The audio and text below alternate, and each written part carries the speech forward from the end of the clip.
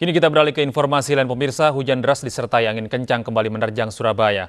Selain menumbangkan pohon, badai angin ini juga memporak-porandakan Mapolda Jawa Timur.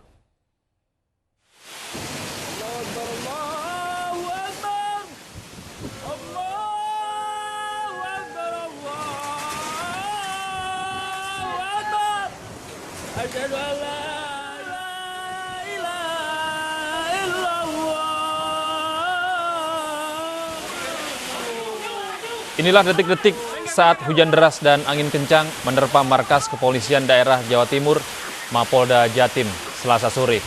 Hujan yang disertai angin kencang dalam hitungan menit membuat tenda pengurusan SKCK yang berada di depan kantor Humas Polda Jawa Timur terbang hingga 10 meter.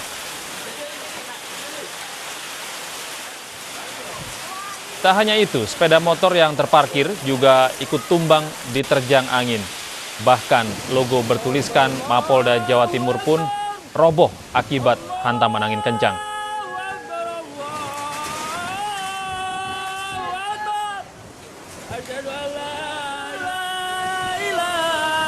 Peristiwa badai ini sempat membuat sejumlah petugas kepolisian yang sedang bertugas panik. Mereka berhamburan keluar ruangan karena saat itu listrik juga padam. Setelah berlangsung selama kurang lebih 15 menit, hujan deras dan angin kencang ini akhirnya reda. Selain di Mapolda Jawa Timur, hujan disertai angin kencang dan juga es terjadi di beberapa tempat di Surabaya. Hujan ini bahkan menumbangkan sejumlah pohon di beberapa jalan protokol.